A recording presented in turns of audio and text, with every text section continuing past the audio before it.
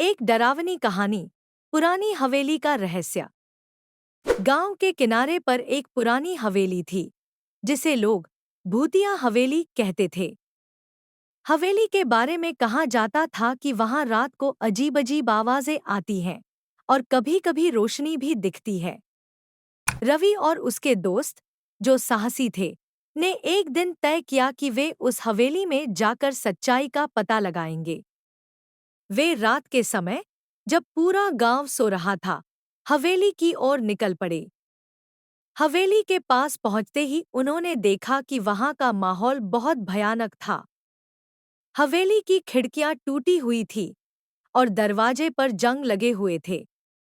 रवि ने अपने दोस्तों से कहा, चलिए अंदर चलते हैं, हमें डरने की जरूरत नहीं है।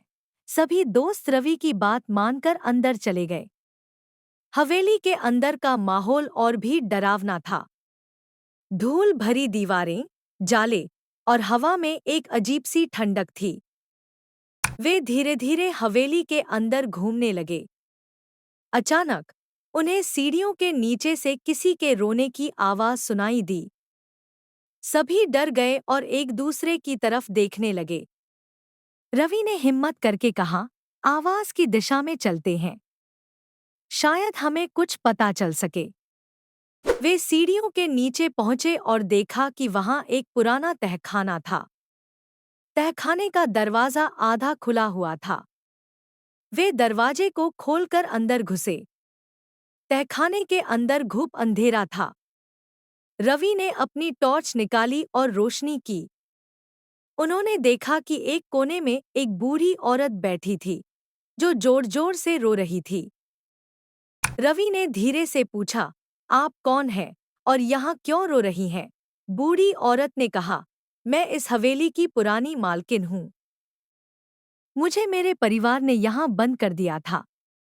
मेरी आत्मा यहाँ फंसी हुई है और मुझे मुक्ति नहीं मिल रही। रवि और उसके दोस्तों ने उस बूढ़ी औरत की आत्मा को शांति देने का निर्णय लिया। उन्होंने गांव के पंडित जी से मिलकर एक पूजा का आयोजन किया और बूढ़ी औरत की आत्मा की शांति के लिए प्रार्थना की। उस रात के बाद से हवेली में कभी कोई अजीब आवाज नहीं आई।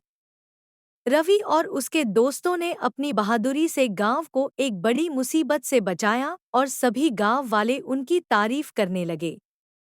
इस तरह पुरानी हवेली का रहस्य सुलझ गया और रवि और उसके दोस्त गांव के हीरो बन गए।